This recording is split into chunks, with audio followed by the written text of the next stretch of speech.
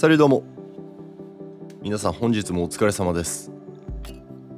今回はアイルランドビーフを使った動画です。はい、アイルランドビーフはもう何回か僕の動画では紹介させてもらってるんですけど、なんでしょう、アンバサダーと言っても過言じゃないぐらい愛用させてもらってる気がします。そんなアイルランドビーフ、ヨーロッパのミシュランシェフたちには非常に愛されてるお肉なんですけど、日本だとまだアイルランドビーフってピンとこない方多くいらっしゃると思うんですが、ぜひそんな方に一度味わってほしい味のクオリティだと思います。そのまま焼くだけでももちろん美味しいんですけど、今回はより風味を引き立たせるために僕が普段やってるマリネの方法がいくつかありまして、そのうちの一つを少し紹介していこうと思います。料理としてはシンプルなステーキハウスの T ボーンステーキっていう形で落ち着かせようと思ってます。まずニンニク1かけをこの後ブレンダーで回していくんですけど、回りやすいような大きさにカットしておきます。あとはローリエ1枚、あとはブラックペッパーです。ブラックペッパーは小さじ2で、あとハーブでローズマリーとタイムなんですけど、フレッシュのものがあればもちろんフレッシュのもので使っていただいて大丈夫ですし、乾燥も香りがギュッと詰まってるんで、乾燥タイプをお持ちの方はそれを使ってください。どちらも小さじ1ぐらいですね。そしてこれらをオリーブオイルを使ってブレンダーで回していく流れです。オリーブオイルは 100ml 用意したんですが、回すときは半量ぐらい、50ぐらいで大丈夫です。あんまり多く最初から入れすぎると丁寧に回らない可能性もあるので、結構粒が残っちゃったりするケースがたまにあるんですね。なのでオリーブオイル少なめで、こういったミルサーがなければちょっと大変なんですけど、すり鉢とかで細かくすることもできないことはないと思います。それで残りのオリーブオイルを加えて全体に伸ばしていきましょう。こうしてできたマリネ液にT ボーンステーキを漬け込んでいきます。ジップロックとかを使って脱気した方が比較的早く浸透していくと思うので、今回はそうします。ちなみにこのマリネ液をベースにいろいろと派生させられると思ってて、ここにアンチョビを加えたり、レモンの皮だったりレモン汁加えたり、マスタードを加えたりもすることがあります。ただ今回はそこまで味を乗せたいわけではなくて、アイルランドのこの T ボーンステーキの味をしっかりと楽しめて、風味をより際立たせるっていうのが目的なので、これ以上のことはしません。冷蔵庫で味をしっかりとなじませていきます。なのでできれば最低半日で、最大で 4,5 日ぐらいですかね。そのあたりが一番味としてもいい状態で、それを過ぎるとちょっと浸かりすぎてるかなと感じることもあるので、その前に消費したいところですね。ちなみにアイルランドのビーフっていうのはどういった飼育環境なのかというところなんですけど、ヨーロッパって基本的に牛などの家畜は広い牧場で草を食べながら育ちます。特にアイルランドは草がよく育つ気候で、1年のほとんどを外で放牧できちゃうと。それで地域によっては冬でも暖かい高原に牛を放して放牧することも可能だそうで、こういった環境で野草も多く育つので、ハーブ混じりの草を食べて元気に牛たちが育って、それがこのクリアな肉の美味しさにつながっていくわけですね。さあ、そして5時間ほど経ったので、この後は付け合わせでクリームスピナッチを作っていきます。どのステーキハウスにも必ずあると言っても過言じゃないですよね。ちなみに僕はステーキハウスに行った時はだいたい付け合わせでクリームスピナッチを頼みます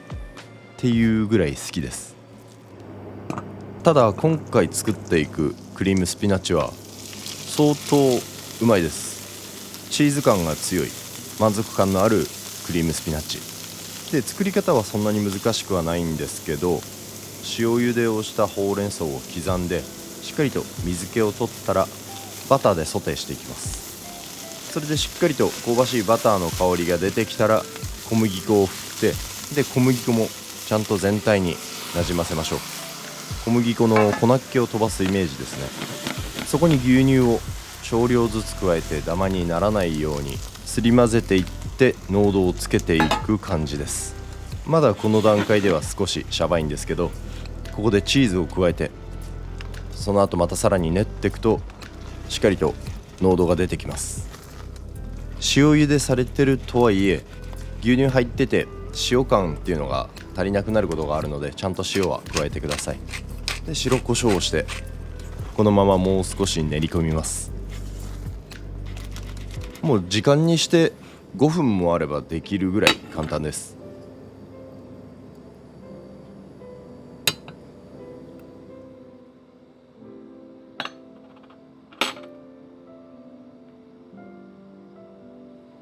よし。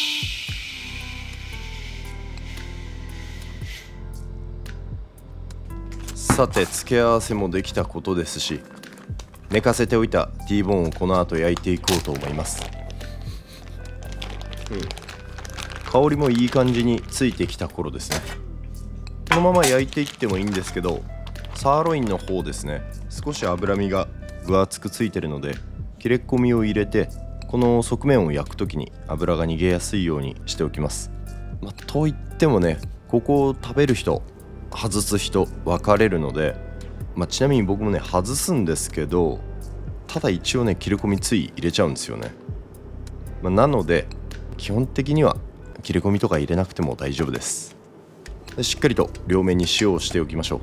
だいたいこれ厚みが4センチぐらいありますかね。厚めなのでちゃんと塩をして中まで味が染み込むようにします。で火を入れていく方法はですね、今回はフライパンではなくて、グリルを使います。ちゃんとしたステーキハウスだと900度のオーブンとかで火を入れたりするんですけど、あいにく今日そのオーブンが出払ってましてね。ただグリルで焼いていくのも最高に美味しいので、もし簡単にお家で美味しく焼きたいっていう時のために、こういったグリルフライパンですかね、持っておくといいと思います。で全開の強火にして1分ずつ焼いてはずらし、焼いては反転させてっていうのを繰り返します。こんな感じでですね、ちょっとずつずらすんですけど、ただグリルでよくある格子状の焼き目をつけたいとかではないので、そこあんまり気にしなくてもいいかなと思います。このグリルを使って火を入れていくメリット、個人的な感想になっちゃうかもしれないんですけど、フライパンと違って全ての接着面から全開に圧力が来るわけじゃなくて、こう網目状になってるところしか焼き色もつかないし、熱も伝わりづらいと思うんですね。なので意外と、長い時間こうグリルのフライパンの上に置いててもあんまりこう火がね、入りすぎない気がしてます。普通のフライパンで1分とか、1分半とかずっと強火で、同じ方面だけ焼いてるとだいぶ負荷がかかってくると思うんですけど、お肉に。グリルっていうのはね、その点そういうことがないと思うんですよね。でしっかりと香ばしく焦げた感じ、これも楽しめる。そんなところが本当最大の魅力ですかね。で程よく休まったので、この T の字に沿って両方の肉を外します。最初に外したのがサーロインで、後から外すのがフィレ肉です。でこのサーロイン側についている分厚い筋と脂、これは取り外します。ここがねお好きだっていう方はつけたままカットしてっても大丈夫です。もうここからで分かりますよね、この火入れが最高ですね。これは最高だ。この絵が最高だ。それでこれです。これですよ。そしたらドレッセに行きます。この切り分け作業に少し時間がかかって温度が冷めやすいので、お皿もちゃんと温めておいて手早く盛り付けていきましょう。付け合わせのクリームスピナッチを添えるのも忘れないで。でマスタードに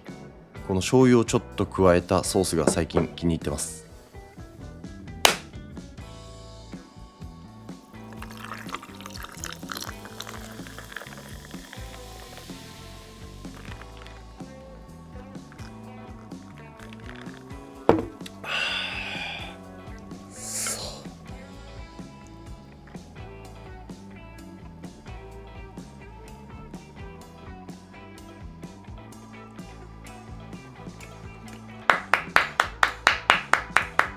アイルランドビーフはもう何回も食べてるけど最